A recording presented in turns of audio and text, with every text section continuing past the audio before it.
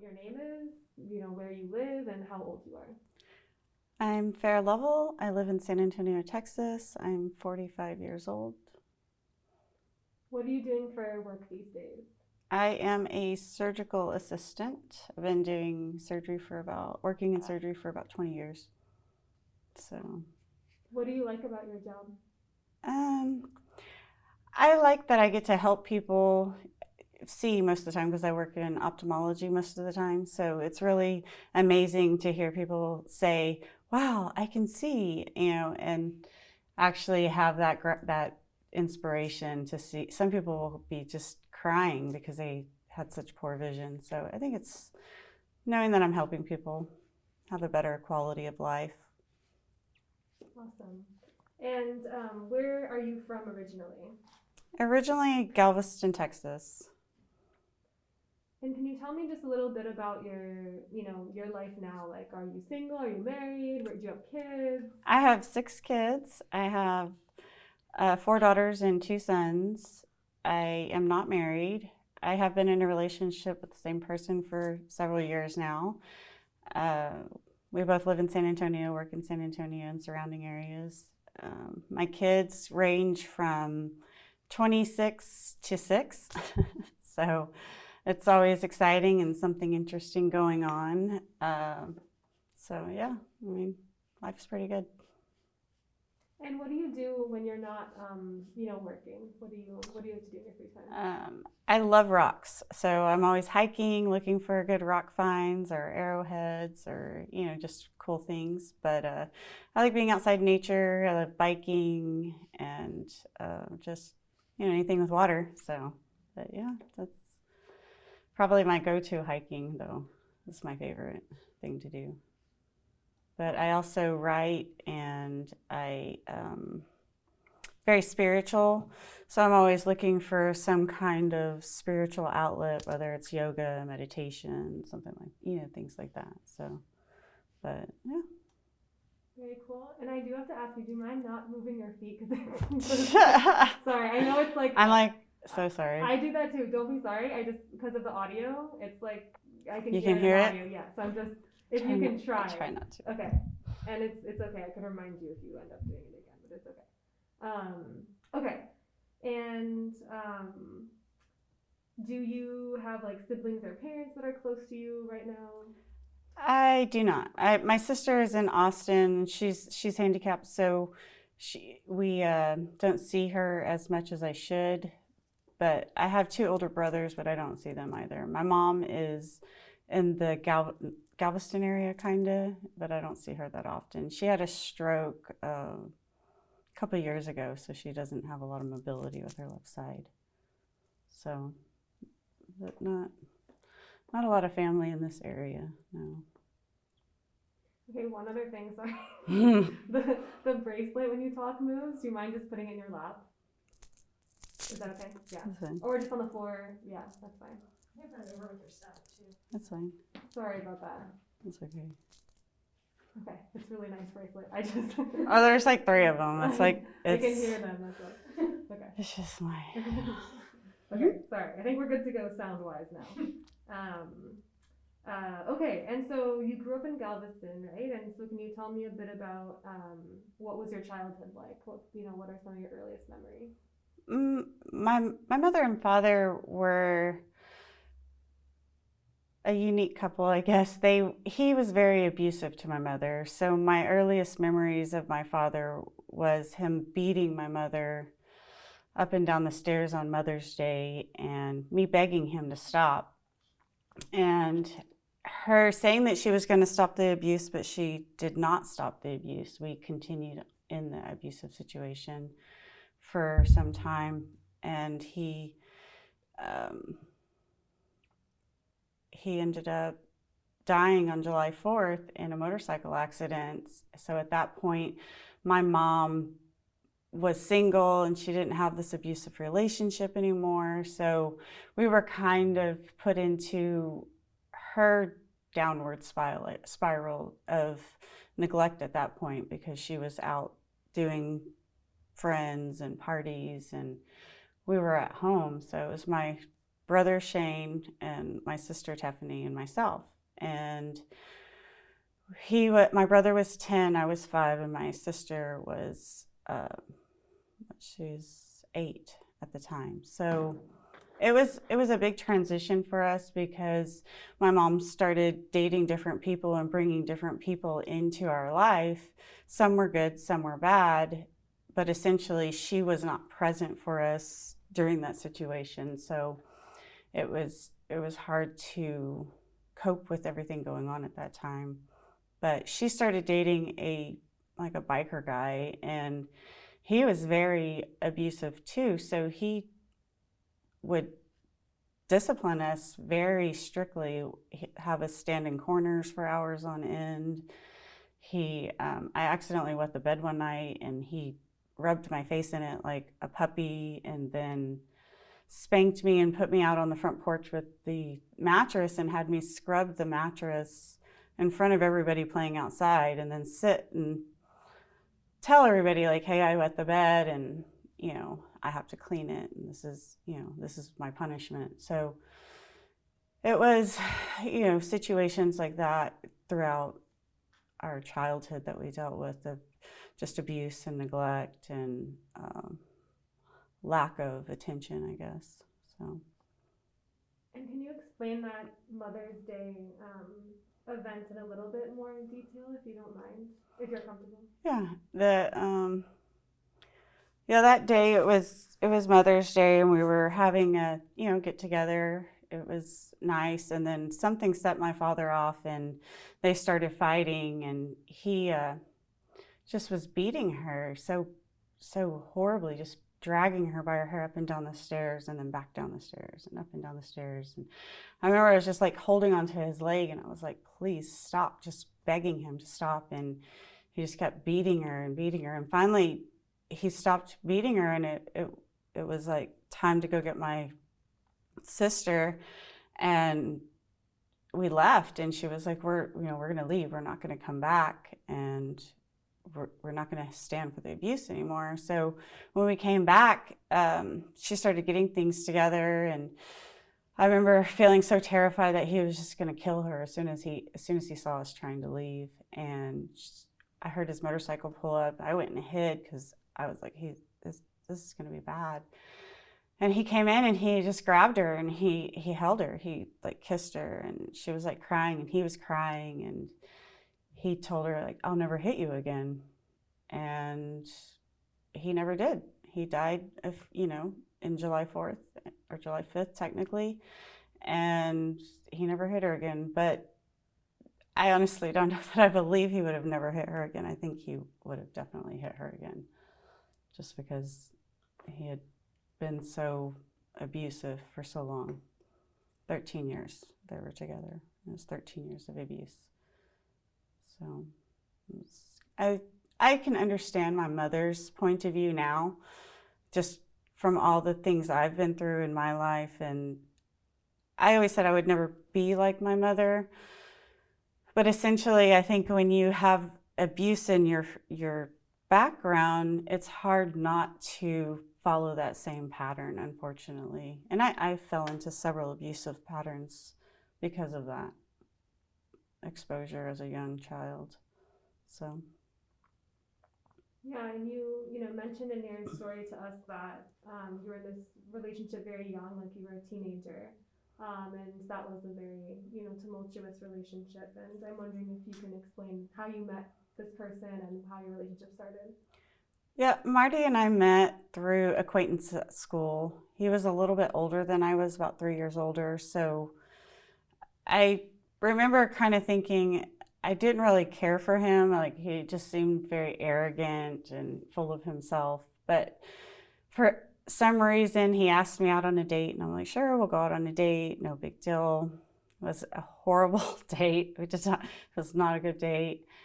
And so I blew him off. I didn't talk to him for a while after that. I was like, oh, I don't think this guy's kind of crazy. So a few months later, he calls me, and he's like, hey, why don't we go out again? And we were with a bunch of friends, and we just kind of started seeing each other from that point on. And it was almost like he was attached to me. He just, everywhere I went, he wanted to go. And I really started to lose any kind of self-identity because we were always together and it was always focused on Marty and Farrah, not really, Farrah anymore. So I guess he was living with his parents at the time in San Antonio, and I was living with my aunt and uncle. And I had been having issues with my family, like that they were setting rules and boundaries, and I didn't want to follow the rules and boundaries. So I ran away with Marty for a couple of weeks. We were in like Oklahoma. My family was like freaking out, wondering where I was. Finally came back, and my aunt and uncle were like, we're going to move to Baytown. We're not going to stay in the San Antonio area. And I lost it. I was like, I don't want to move to Baytown. I have no desire to live there. I'm staying in San Antonio. So my aunt was like, well, we're going to emancipate you and you can marry Marty and you can stay here. So, I was 15. It seemed like a good idea at the time, I guess. And we were married. Like 6 weeks later, Marty starts beating me. He is physically abusive, sexually abusive to me. He killed several of my animals, trying to teach one of them to like water. He's just a very cruel person. He didn't take life into consideration. He didn't take people's feelings into consideration. Very domineering, very controlling, causing hatred upon myself, because he would just tell me so many negative things over and over. So I started to believe those things, and it just kind of broke my self-esteem down over time, and started to feel like I had made a very terrible mistake. But I didn't want to go back to my family because I was like, how do I go back and tell everybody, hey, I was really wrong. This is a horrible, horrible mistake. So I just dealt with it. And then Marty got caught with some weed, and they put him on probation, and he had to go in for his monthly visit. Well, he failed his urine test. And so we ended up, basically he came out and he had a sweater on and he had his hands like crossed over his arms, and he got into the car and he tells me, drive. And I'm like, drive? So I start driving and I see his handcuffs. So we ended up leaving and going to Colorado. And that was insane because we had no place to live. So we were staying at youth hostels. There was times like we stayed in the park. There's times we stayed in the car. It was so unstable. And I was the only one working, and he had brought weed with him. So he was selling weed on the side. And I finally bought like a car, started working at a snack shop. Things seemed good, but his tendencies always would just come out. He would just have this mean streak where he wanted me to find somebody to like have sex, all three of us together or something. And I was like, no, I don't want to do that. And he just would get so mad if I would tell him no. And he, would continue to beat me and tell me that if you don't do what I want, I'm going to kill you, I'm going to hurt you. It just constant threats. So this one night in particular, I didn't do what he said, so he's dragging me through Colorado, downtown, like Boulder, Colorado. He's dragging me through by my hair. He's beating me, like he's screaming at me. And this guy, he like jumps out and he's like, hey, stop hitting her, leave her alone. Marty pulls out his gun and like goes to shoot, like gonna shoot the guy. And there's some cops standing off to the side, and they're like, hey, like get this guy. And they start chasing him. And he was arrested. It was just a downward spiral from there, because then he was arrested, got charges, released. And the abuse was even worse then, because then he blamed me for what happened. So it was terrifying, because I really believed he would eventually kill me. I didn't think I would survive. I thought he would definitely kill me. So we both ended up getting back to Texas because we both got in trouble in Colorado. So we both end up back in Texas. And I was there before he was back. So I kind of went back to school, got back into high school because I was 16. So he came back and started his same tricks, selling drugs and, being abusive, controlling. I dropped out of school. He convinced me to start stripping when I was 17 for my 17th birthday. So he would sit and watch me while I would strip, and then he would have me take the money to him and give him the money. So he always had control of all of my money. And he would want me to find people to go home with, or he would want me to just do everything for him. That he would not accept no for an answer. It was like I had no control. I just felt like I was trapped, and he was in control, and I had no outlet because he had all my money. He had the car keys, he had everything. So finally I started to just feel like, you know what, like I don't care, like I got to get out of this situation. He's going to kill me. And there was this day that he started choking me, and he's choking me, and I could feel that my body was losing consciousness. I was like, okay, well, this is it. He's going to kill me. And I woke up, and he was shaking me on top. He thought he had killed me. And at that moment, I just like lunged at him. I started choking him. I was like choking him back. I just remember feeling like I just wanted to like make him stop hurting me. I needed to get away from him. And halfway through choking him, I realized, oh my gosh, I'm like choking. So I let go, and I left. And it was at that point that I knew that if I didn't get away from him soon, that it was going to be bad. I was going to kill him, or he was going to kill me. So a few weeks later, he asks me to take somebody home, and I'm like, no, I don't want to. We get in the car, we're driving down 410. He tells me, if I don't do what he wants, he's just going to take me somewhere, and he's just going to leave me on some bad side of town, and somebody will find me and figure out what to do with me. And I was like, no, let me out of the car. I've got to go to the bathroom. I'm going to pee my pants if you don't let me out of the car. And he's like, no, I'm not letting you out of the car. And so like I tried jumping out of the car. He like grabs me back into the car. He has me by my hair. He's like punching me in the head. The car's going all over 410. And he finally turns around. He goes back. He pulls over to like a Whataburger. And I go inside and call 911. And go to the window, and I just flipped him off. I was like, went and locked myself in the bathroom because I was like, he's gonna kill me. Like I really felt like that night he was gonna drop me off somewhere, or just have had enough. And so the police came. They make him leave. I finally fly back to my family's house in Baytown. He's in San Antonio. And he is harassing me, like calling me every day, trying to get in contact with me. Like he'll just talk for hours and hours on the phone, but nobody's there. It's just the phone sitting there. He's just talking. And my uncle, his psychiatrist, he's like, stay away from this guy. He's going to definitely try to do something. He's going to try to kill you. Just stay away from him. So I said, okay, stayed away from him.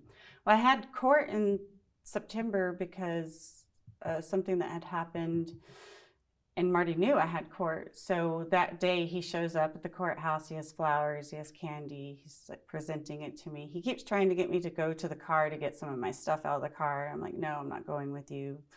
Felt like it was a trap. So he handed me the flower and the candy, and I just set it down on the courtroom like hallway. Some girl's like, can I have it? And she's like, sure. That I could see at that moment when I refused his gift it was like the rage. It was like the evil came out in him. I could just see like a switch go off, and I was like, oh my gosh. So I went and told the bailiff. I was like, he's got to go. Like, he can't stay here. He's threatening me. He's trying to get me to go with him. So they had him removed. And Marty and I we were married October 16th, 1992, and we were in 94 at the time. So it was coming up on our anniversary, and he had planned this whole thing that he was going to get me back. It was going to be our anniversary. We were going to be together, and that was his plan. So October 16th, Marty decides he's going to come be with me. He finds a kid in San Antonio and hitches a ride with him, has the kid drive down a dark street, which just happens to be his sister's street, and has the kid get out of the car, execution style, shoots him in the back of the head, steals his car, and drives to Baytown to kill me. So a police officer saw that he was acting strange and tried to pull him over. And during what the police officer thought was a routine stop, turned into a high-speed chase. And Marty started driving down I-10 going the wrong way. Eventually slams on his brakes, gets out of the car, shoots at the police officer, gets back in the car. The police officer returns fire, shoots him in the back left shoulder.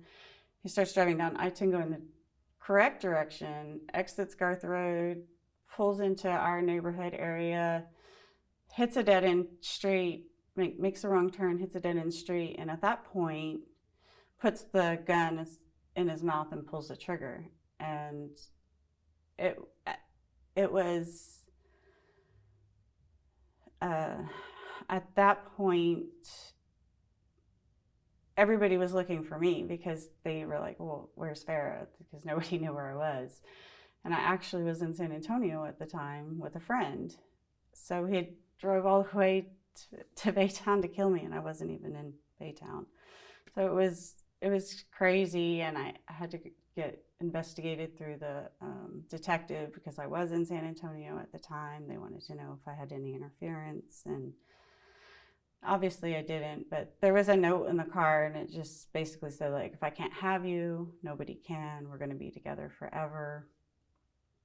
And so he had set out to, for sure, just make sure that we were together forever. And I felt a huge sense of relief. Like, my aunt called me and she told me, hey, Farrah, I have to tell you something about Marty. And I was like, what was it? And she told me the entire story, and I was just so blown away because what if I would have been there? What if he would have made it to our house? And what if he just would have shot everybody like that was at my house, like my aunt, my uncle? And so it was super traumatic. And even after he was gone, I had nightmares because I felt like he was constantly chasing me. If it wasn't in my dreams, it was just, I felt always uneasy. So it was a good closure in the sense that I knew he wasn't going to hurt me anymore, but the mental abuse and the physical abuse, and that just, it was all still there, and it was trying to deal with those emotions.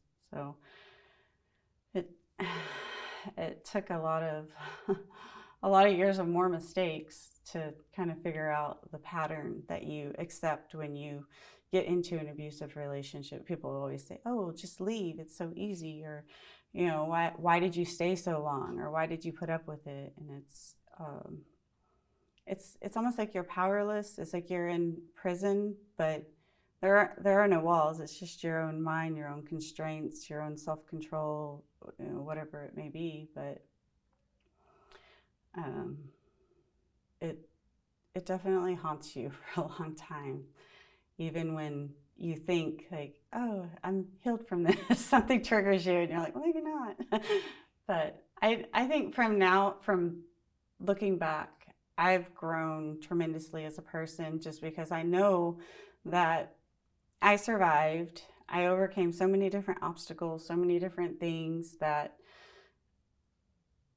I, at the time, felt like possibly I was not going to get through, but I did. And I think that's why I always wanted to share my story and write my story, is just to let other people know that no matter what the situation that you're in, no matter what people are telling you, or how hopeless you might feel, like there is hope, and there is a silver lining at the end. You just have to keep pushing forward, and you will persevere. Like, it will be okay. Things will work out, and we'll live another day.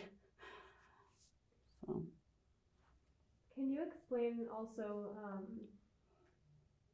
did you kind of understand, I mean, you were so young when all of this happened. I mean, you were barely even like 22 or something, and so did you understand that what your dad was doing to your mother was domestic violence? And then did you understand that you were then in a similar relationship? Like, did you have a name for it, or like? I mean, I knew that my mother was being beat by my father. I knew it wasn't right. And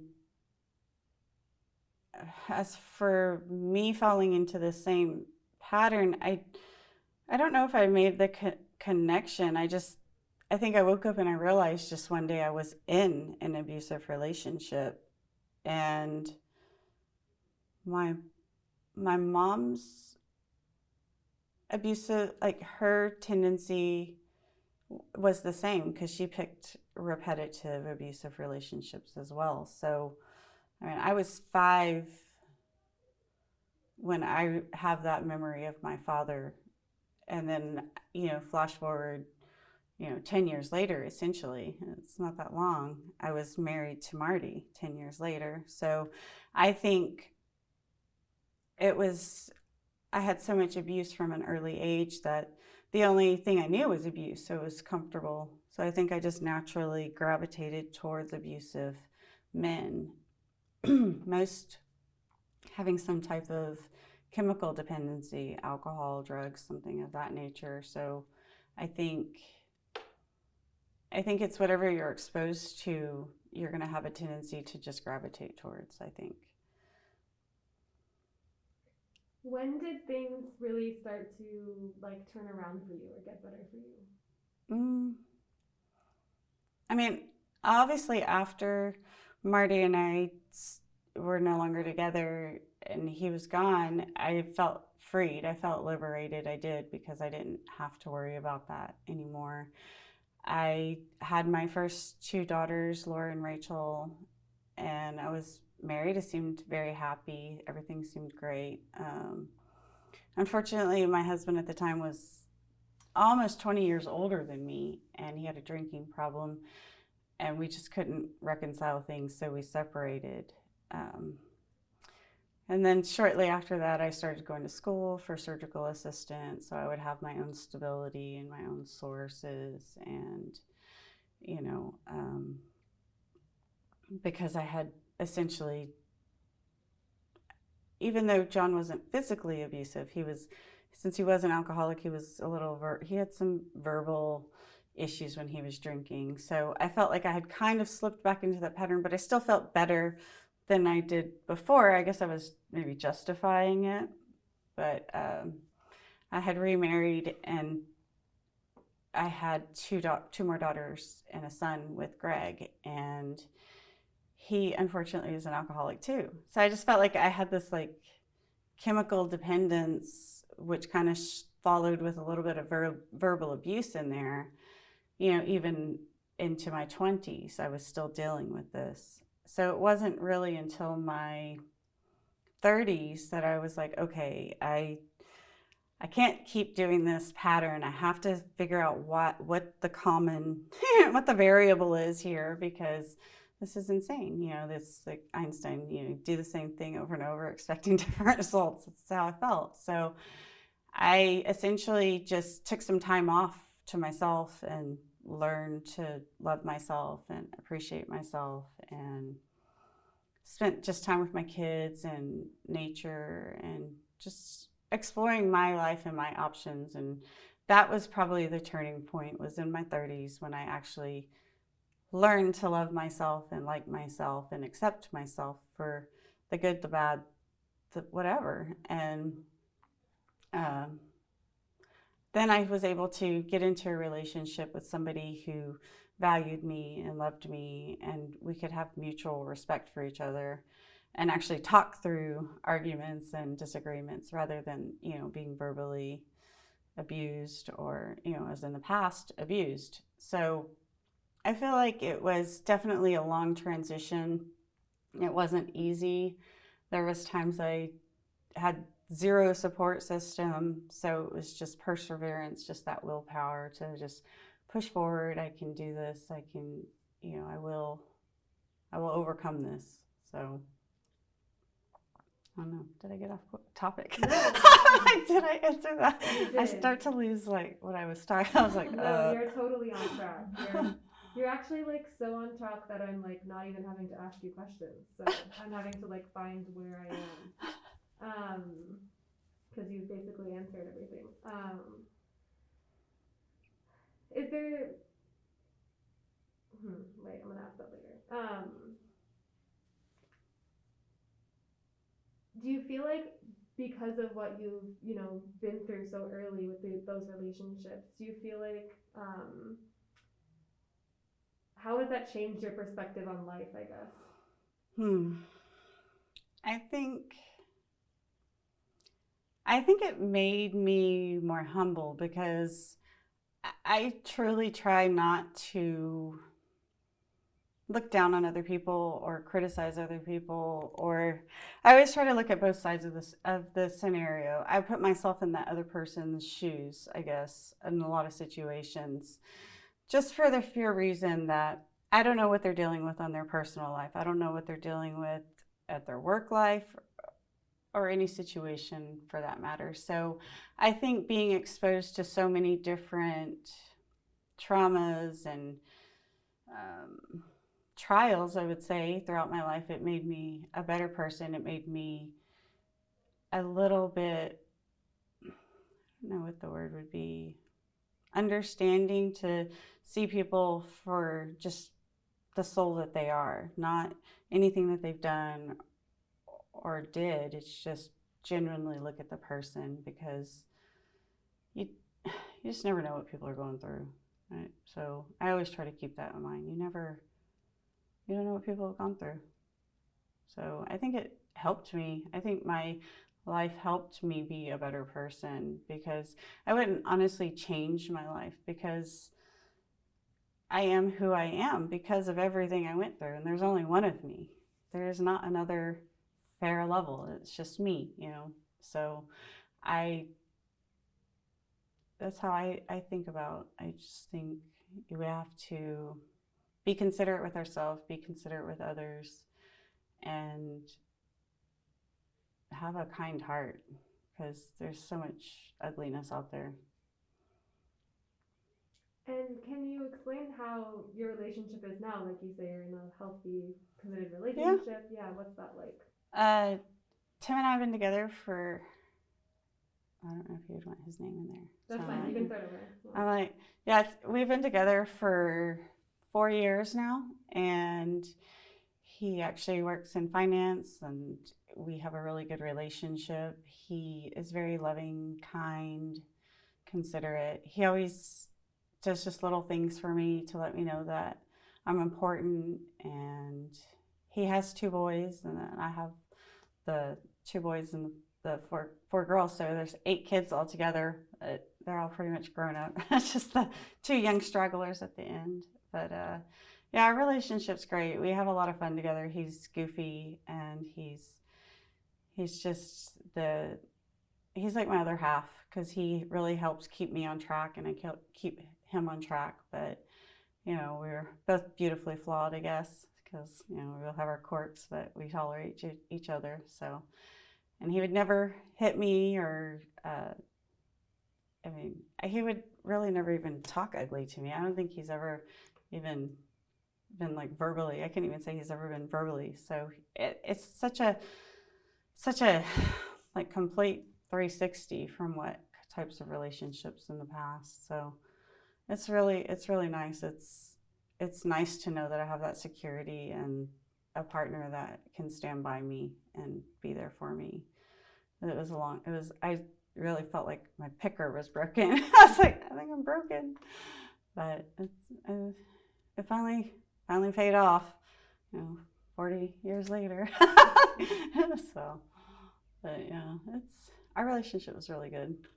He's in sales. He does sales and finance, and so it's a good fit, I think. Awesome. That's so good to hear. Okay, and then I'm also curious, why today did you want to share your story? To hopefully inspire others to know that, even though we go through a lot of different things through our life and we have obstacles that we feel like we will never be able to overcome, or possibly things we might not be able to accomplish, that you can accomplish anything. You just have to keep trying and put your mind to it and know that you're not alone. There are thousands of other people out there who have gone through similar things, and we're all survivors, and we just have to stick together and lift each other up and help each other to get through these things in our life, because we're kind of very social people. We're very social, but we're not social because we're all on electronic devices most of the time. So I feel like sometimes if you can hear someone actually like you're talking to them, you can hear their story, it kind of gives you comfort, because you're like, oh wow, well, she got through it, I can get through it too, so, or he can get through it, so that's probably my main reason. And this is a very broad question, so I'm kind of curious how you answer it, but do you feel like there's anything that should be changed about our society, or do you feel very strongly about anything that should change, do you think? Oh, in our society? Maybe that's related to your story somehow, but if you can't think of anything, it's okay. I think a lot of times people downplay abuse, So I think I would like to see people not downplay abuse that happens to women, whether she was roofied at the bar, it wasn't her fault, or she, was abducted into some horrible situation that she could not get out of for years sometimes, or their whole entire life. So I feel like we need to stop downplaying people's tragedies that they go through, because they're like, oh, well, it's, it happened, get over it. I don't think you just get over stuff. I think we need to stop downplaying women being objectified, women being taken advantage of, and acting like it's okay to do things to women, when I think our society has always degraded women to the point that a lot of times it's just you accept it. It's just, oh, it was just your uncle, or it's just your grandpa, or it was just a joke. But I think that by us allowing that behavior to just be normal, that we think it's normal, then we're actually part of the problem of stopping abuse towards people. So I think that's probably one thing we need to change in society, is downgrading, sexualizing people and exploiting people, because we do it every day in life, from advertising to commercials. So that's probably one thing that needs to get better. For sure. And is there anything, any other part of your story that you feel like I missed, or that you still want to talk about, or any other message you have for the audience? I don't know. I can't think of anything right offhand. Okay. There's so many stories. I'm like, maybe not. So. Do you want to talk about your writing a little bit and how that's helped you? Yeah, the writing has definitely helped me. I love writing. I've always loved writing. So I came up with a few different book ideas that I started, and that was the first little thing where I was like, okay, I'm going to start my writing. I'm going to write this book. Then I started getting kind of self-conscious and bogging myself down with oh, how do you create the character, and how far in detail, I started to kind of obsess on it a little bit. So I was like, well, start off simple, maybe just write your autobiography, like write your biography about your life. You know, it's simple. You know who the characters are. You don't have to create them.